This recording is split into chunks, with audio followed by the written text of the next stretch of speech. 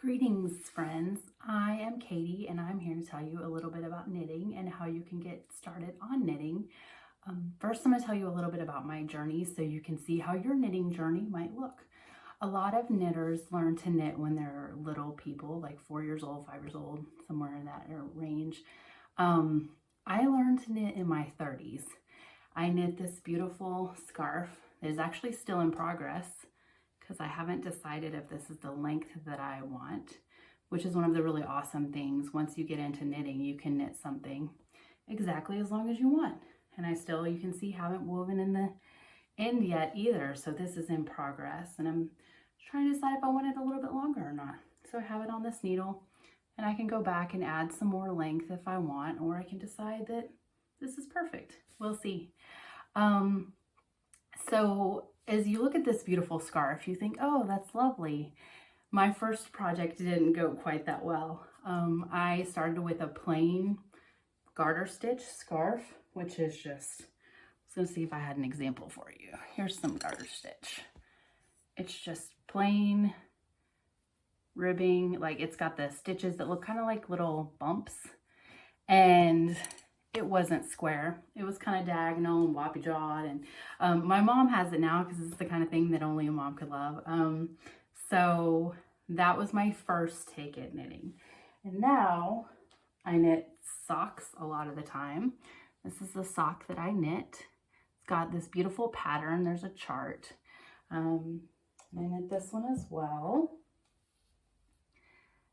And I've been knitting for about 10 years now.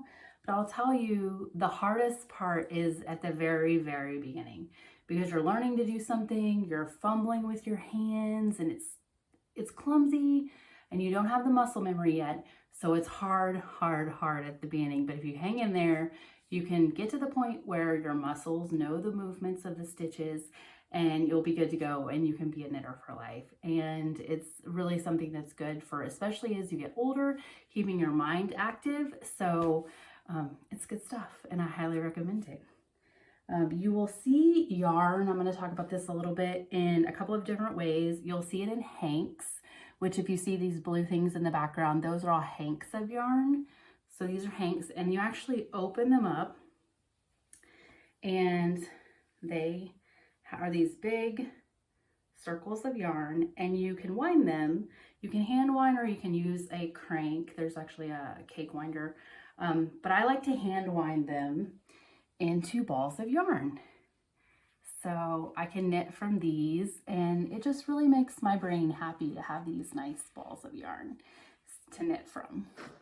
So another way you might see yarn in stores, like if you go to Michael's, is a little ball of yarn. And this is what we're going to talk about today. This is what I call dishcloth cotton. I don't know the specific name, but it's basically what I use it for is dishcloths. And they're a lot of fun for new knitters because you can knit something small, and it doesn't need to be perfect because you're going to, scrub dishes or something with it. And you can throw it in the washing machine, and you don't have to hand wash it like you might this. So it's a great thing for new knitters to start with, because you can get different colors, find a color that sings to your soul, and then you can get started on your knitting project, and it won't be a huge long scarf that you need to knit on for a long time. So dishcloth cotton, available at Joann's or Michael's, and it's a little bit less overwhelming than if you take on a scarf or something. So just to give you an example what it might look like, you could, I'm going to tell you how, but you could just cast on like 20 stitches or something, and then this is somebody's first dishcloth. It's not, we're not going for the Sistine Chapel. Your first project, you're just trying to get through it and learn how to knit. So this is an example of what yours might look like. And that's great, because the point is to do it. The first one is the hardest, and it's going to look the messiest, and we are in it. So you start with 2 needles. These are bamboo. These are, I think, 8 or 9 inches long, and these are US size 7, which is a great size for dishcloths. So what you're going to do here is, I have a ball of yarn. We're starting with turquoise. You're going to start with a slip knot. This is where I tell y'all that I should have found the end of the yarn before we started this. I prepped a lot of things, and here it is, the tail. So you're going to start with a slip knot. I'm going to show you how to do this really quickly once, and then you're probably going to want to Google a video, look on YouTube. So you have a knot, and then you're going to have your needle come through it. Just Google it. It's really easy, but me showing you with the camera far away, it's going to be tough. So YouTube videos, and also there's some great knitting videos on knittinghelp.com. knittinghelp.com, and they're free videos, and there's also stuff on YouTube, but you may get overwhelmed on YouTube. There's a lot of videos. So knittinghelp.com has some great starting videos. So you've got your slip knot, and then you stick your needle up through that needle, and then you wrap the yarn around it, like in between these two. Maybe able to see. In between the two needles. So if they're like an X, you're going in between them. Then you scoop that yarn underneath, and then you take that loop you've created and put it over the top. And then you've cast on one stitch. And you want to cast on about 25 stitches. So I'm going to show you again because this is, so you're going to go up through the top. And then you're going to wrap it around, and then you're going to scoop underneath.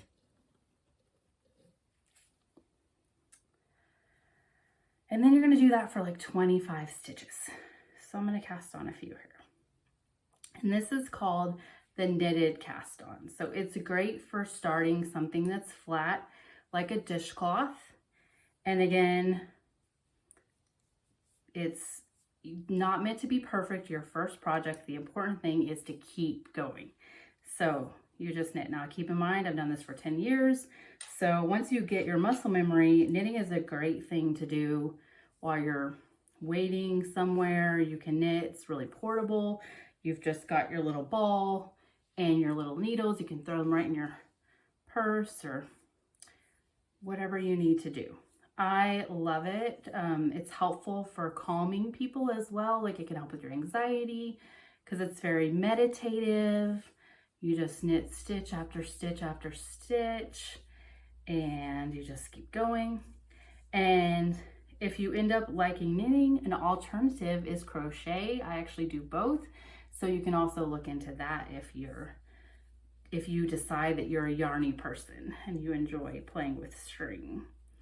So this is what it's going to look like if you do your knitted cast on. Here's the other side. And one more time, basically what you're doing is sticking this up through, wrapping it in between, scooping it like it's ice cream underneath. You can tell I teach kids sometimes, and then over the top.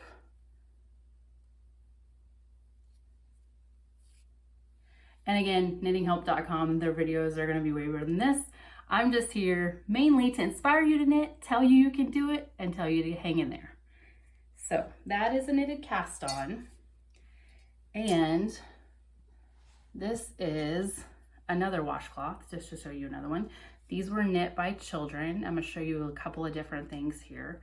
This is garter stitch at the top. If you knit, and I'm going to show you how to do that. If you knit row after row after row, you're going to get this garter stitch. And if you learn how to purl, you can do something like this at the bottom. See here, these rows, these are stockinette. So you do a knit, and then when you're coming back on the other side, you do a purl, and you do a knit, and then you do a purl, and you get this nice flat stockinette look.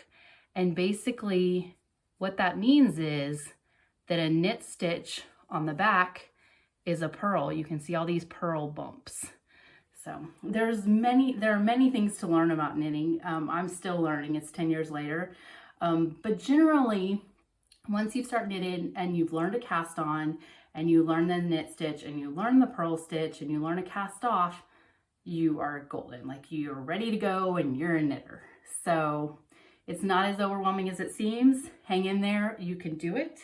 And now we're going to talk a little bit about the knit stitch.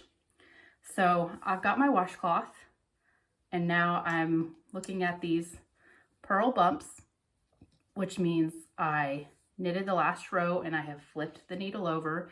And I call these are called live stitches. These are on your needle. These are your live stitches. So you've got your yarn. Some people hold their yarn in their left hand, or some people hold it in their right hand.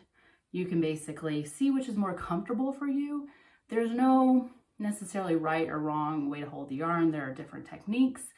One of the really helpful ways is to just kind of see what feels comfortable for you. And one other thing I would caution you, as someone who loves knitting, it's really important to keep your hands relaxed and make sure that if you get into a marathon knitting session, you're gonna wanna take breaks for your hands. Your hands are your tools, so you wanna be good to them and make sure you get up and walk around every, 20 minutes or something and stretch out your hands. Do some nice hand exercises, like stretch out your fingers and get your blood flowing and those kinds of things. And watch out for knitter's elbow, which is actually similar to tennis elbow. Tennis players and knitters, you didn't know that, did you? So to do this knitting, we've got our washcloth. You got the purl bumps right there.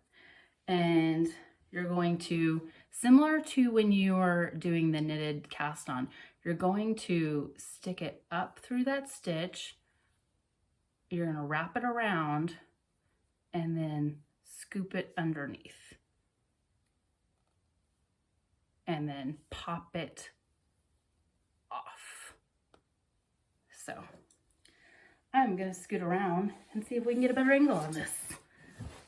So you're going to scoop it underneath, and then you've got the yarn over here, you scoop it, and then underneath, pop it off. Stick it underneath, scoop it, pop it off. Underneath, pop it off. And then I'm going to rotate to give you a backside angle. I don't know if that's going to be helpful, but you can kind of see what's happening this way when I scoop it. I'm scooping it underneath. And I'm going to go really slow on this one. So underneath the stitch, and then scoop it, and then come underneath it and pop it off. Now, if you're an American thrower or an American knitter, those are the same thing, two different names. You're gonna stab it through, wrap it around, scoop it underneath, and pop it off. Stab it underneath, wrap it around, scoop it, pop it off. It's really, really difficult at the beginning, and then you get to the point where I can actually do it in the dark now because you have the muscle memory and you get used to how the yarn feels in your hands. So again, this is American. And the way that I generally knit is called continental, where you hold the yarn in your left hand. This is me holding my yarn in my right hand. So, and I missed that one. So, see, everybody makes mistakes, kids. I've been doing it for 10 years. Gonna make mistakes. It's gonna be great.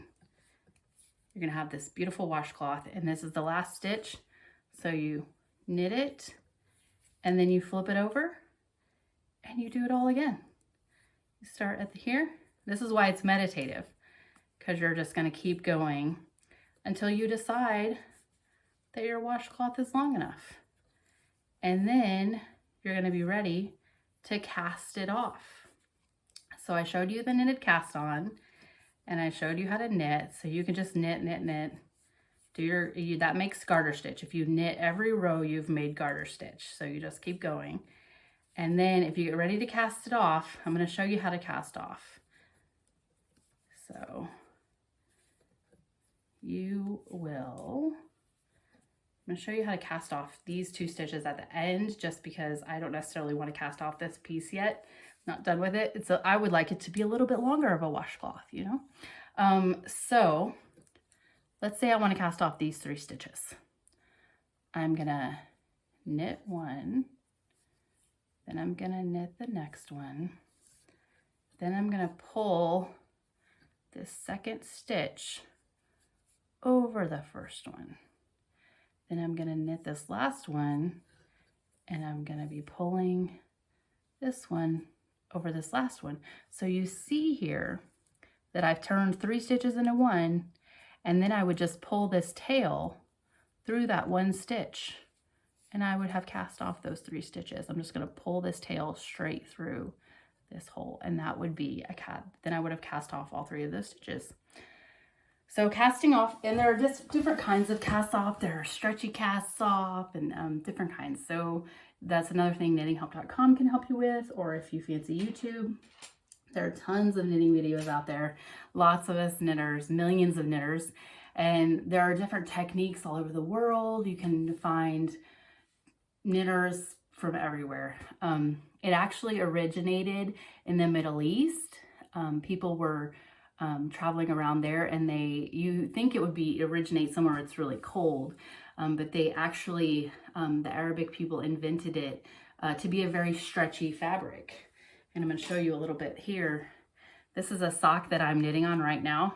So you see there's a lot of needles. Don't get intimidated. This again is not my first project. So, but this ribbing here, this knits and purls combined together. I've got 3 knits and 1 purl. That's this pattern here. It's ribbing. Look how stretchy it is. So knitting is very stretchy. And that's one of the cool things about it. You can make socks, and I've got the heel here. So there's lots of options for things you can knit. You can find things that will speak to your soul, and you can get to knitting and just hang in there. You can do it. Hardest part is at the beginning. Once you get over that, you're gonna be cruising. You can make yourself a lovely scarf like this, or dishcloths for days, whatever inspires you. So you can do it. Hang in there. I'm Katie, and I hope you're knitting soon. Thanks. Bye.